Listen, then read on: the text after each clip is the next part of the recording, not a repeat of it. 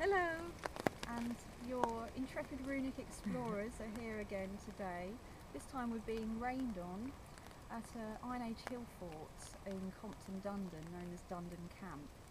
And you may be wondering why we're here. We've come here today because we're talking about the rune Algiz. Now, one of the primary uses of Algiz is that it's a very protective rune. It's probably the rune you'd most think of when you think about using a rune for protection. Now, this runic half month began on the 28th of January. It's going to run through until the 11th of February, and it actually peaks tomorrow on the 4th of February. So this is the rune that ties in with the Celtic festival of Imbolc.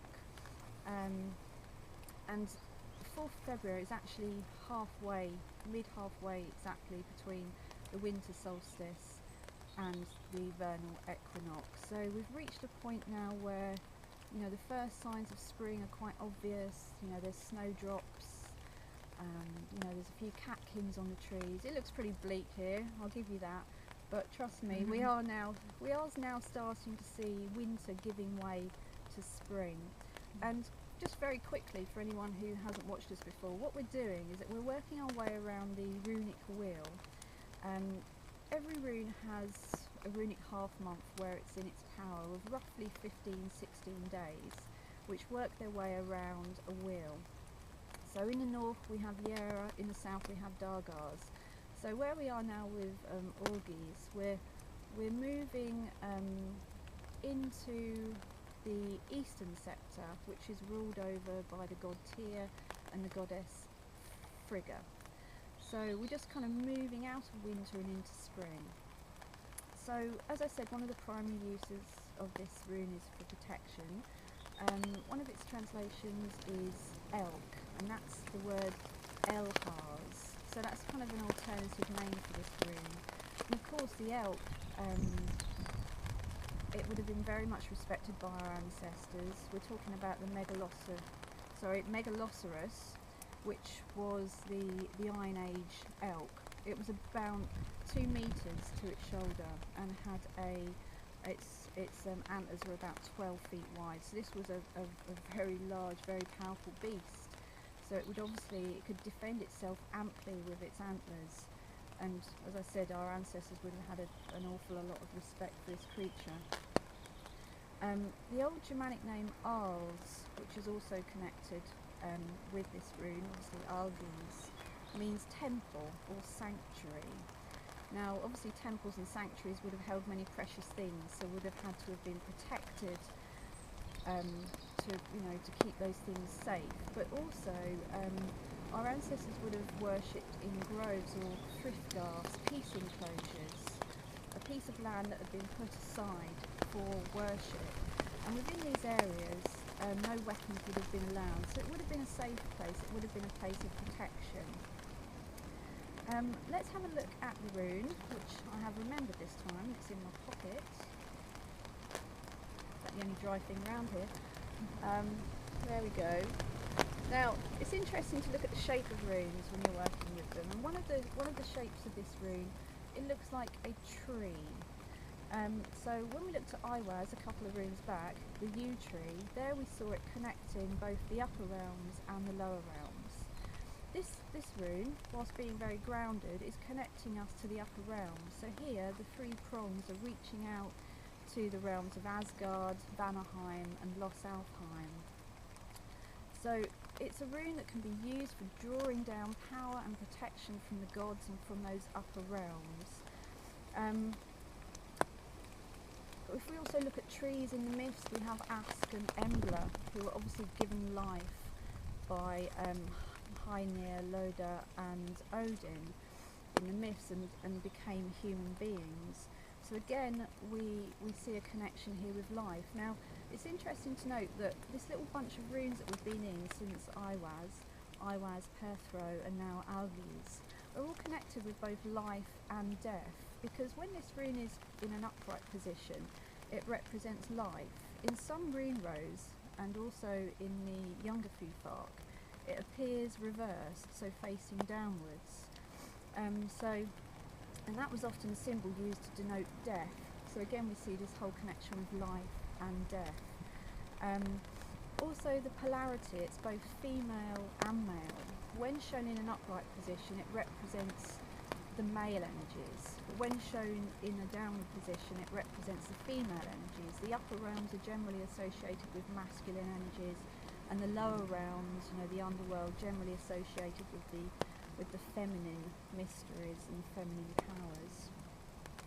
So this can be a rune that can be used for connecting with your upper self.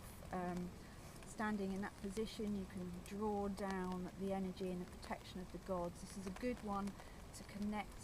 If you need to connect with your higher self, that is a part of you that knows everything about you, everything that has been, everything that will be. If you have, issues, problems that you need to solve, then trying to connect with your higher self can be very useful, and this rune can be used for that. So again, if we look at the shape again, we see it can look like the splayed hand, the hand of protection.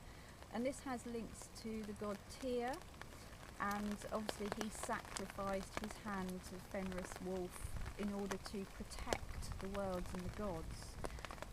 This is a rune of passive protection, so Thurisaz is is an active, destructive protection, and this one is a very passive protection. So most people have probably seen the Algiz Yalmar, which is basically it's 8 of these Algiz runes put around in a circle. I'll try to put a picture of it up. And it was obviously, another name for it is the Helm of Ore, and it was drawn inside helmets or onto foreheads to bring protection and invincibility.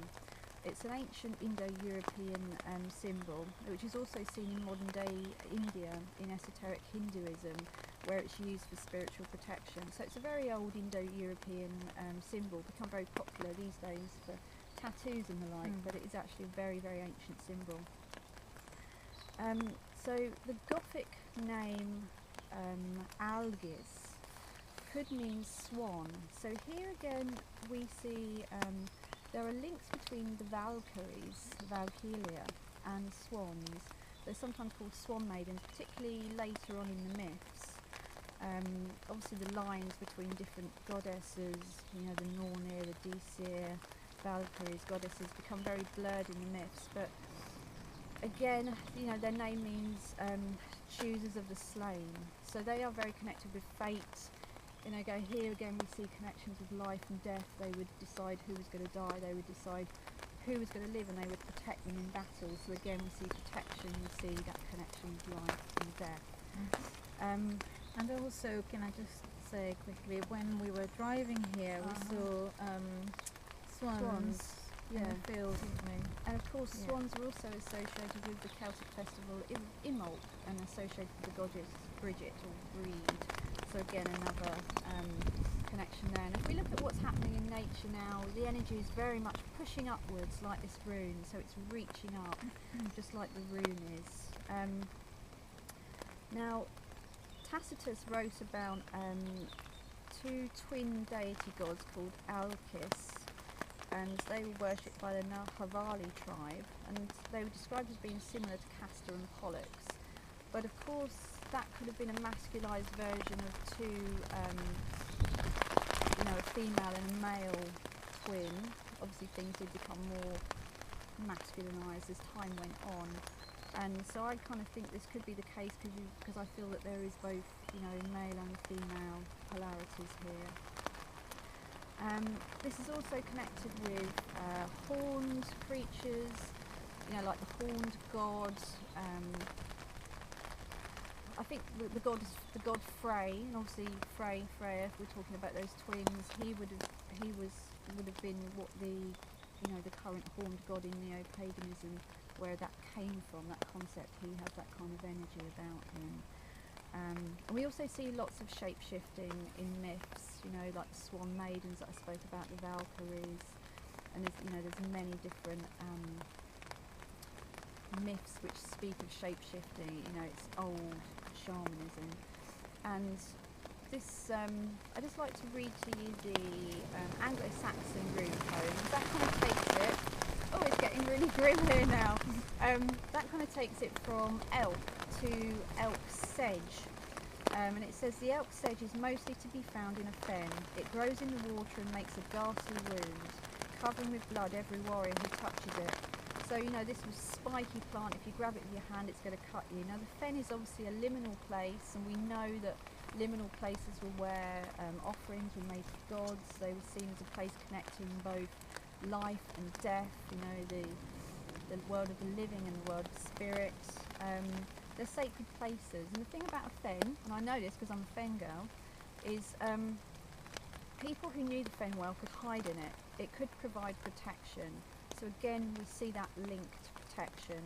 And before I stop, because we're getting rather wet, this rune's also connected with the god Heimdall, the Watcher god, the White god, who has links with the Vanir, obviously Frey and Freyr of the Vanir, and yeah, so he was a protector, he was a guardian, he watched over the Bifrost Bridge and would alert anyone if there are any frost verses coming. So again, his role is out of protection.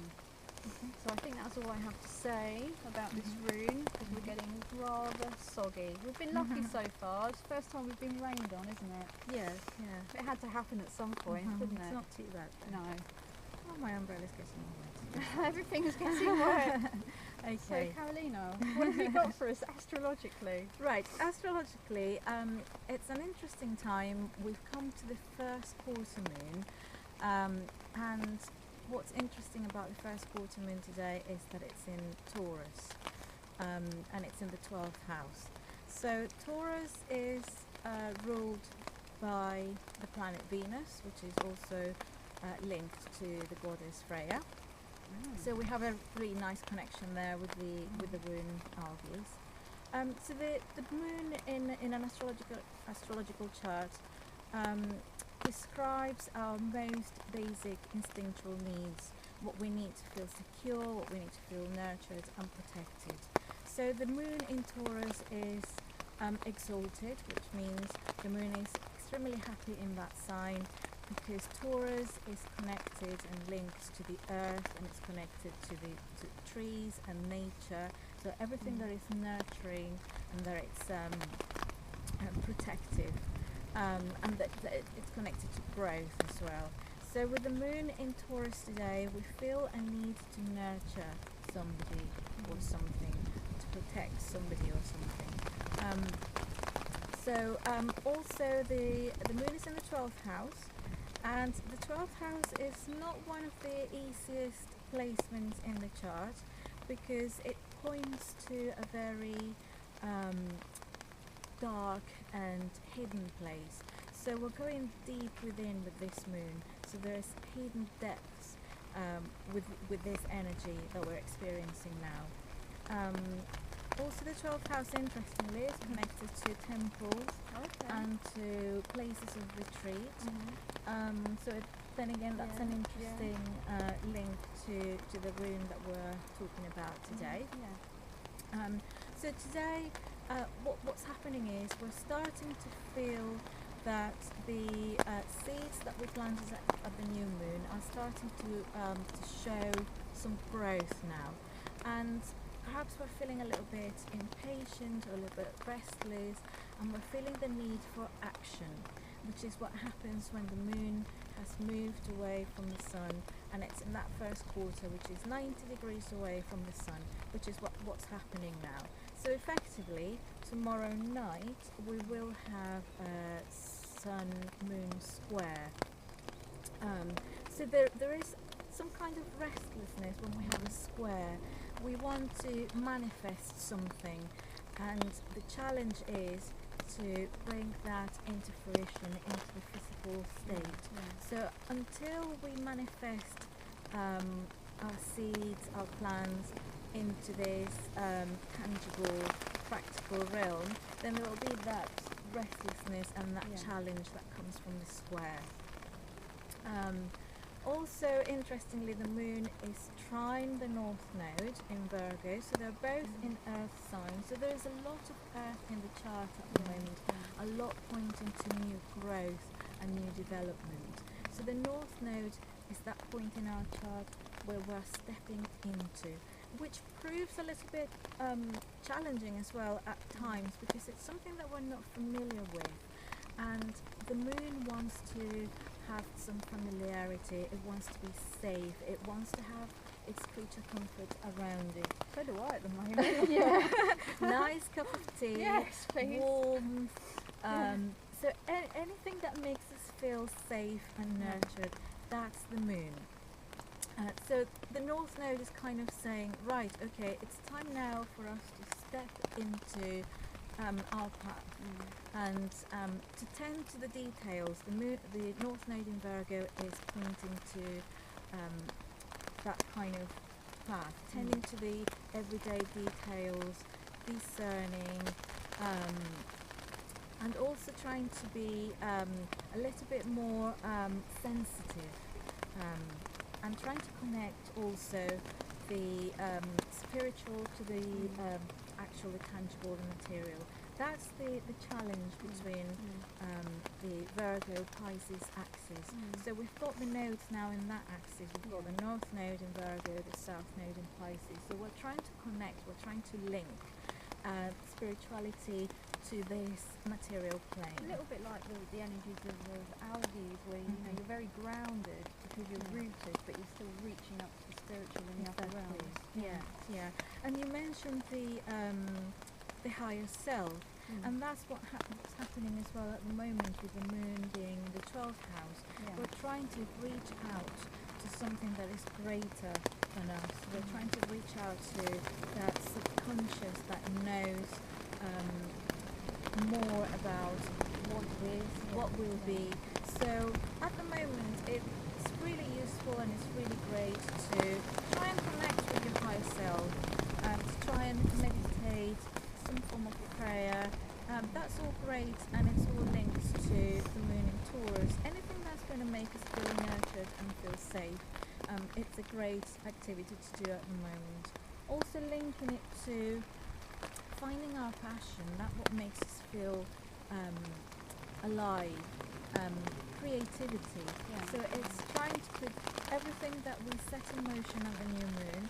Now we're feeling restless and we want to kind of manifest it and bring it into action. So also we have a full moon coming next weekend, and it also coincides with an eclipse, so it's a really, really potent time at the moment, which is the time when Algiz ends next weekend. So it's really all really potent times at the moment. We've got Venus as well, the goddess of love and relationships, finances, connected with the goddess Freya, going into Aries tomorrow. So it's changing signs from Pisces to Aries. And that in itself is a really significant astrological event as well, when planets change signs. And it's staying in Aries for a little bit longer than usual. So it's staying until around the 2nd of April or beginning of April. And this is taking into account the retrograde period. So when the planet appears to go backwards. So that's a really interesting time as well, which I'm sure we'll have more time to discuss at subsequent videos, because I'm sure it will coincide with something to do with the runes. Hopefully it won't be raining. And hopefully it won't be raining, So so my higher self is telling me, let's get this Galdr done before we get washed away and the umbrella blows out the tree. Yeah, my umbrella is completely wet inside, so no good anymore. Oh dear. Right, I'm just going to grab the drum. And which hopefully isn't too soggy. Yes, apparently we are expecting a storm in the UK today, which you may or may not see it, but it is very, very soggy. It might be here already. Okay, let's do it. Connect with your higher self. Yes.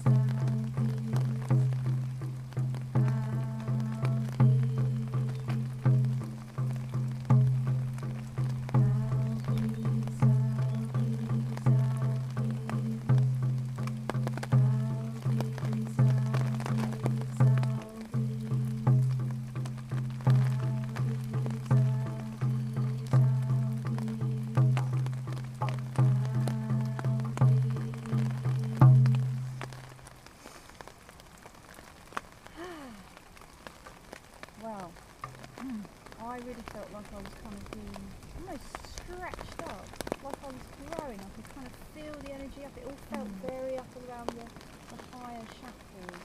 How did you feel? Was there different beats to the drum as well? I just It felt was the rain. The rain. The rain was adding its own beats. Yeah, it's great.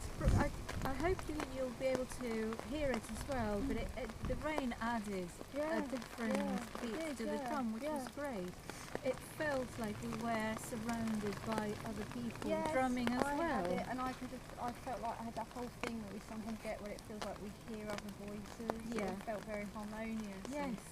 Yeah. Absolutely. Yeah. It was hey, maybe we're connecting with our higher selves. In the rain. On an Iron Age Hillfort in Somerset. Yeah, which is, by the way, absolutely beautiful. It is. Yeah. It's wet, but it's still beautiful, and it's even more beautiful when it's sunny. And but hey, it just goes to show we are not fair weather runesters. We will bring runes to you regardless of the weather. But anyway, we're going to go now because we are wet. We are completely wet. Look at my hair. It was straight when I came out. Look at it now. It always goes fuzzy in the rain. Anyway, thank you for joining us. Please subscribe if you haven't already.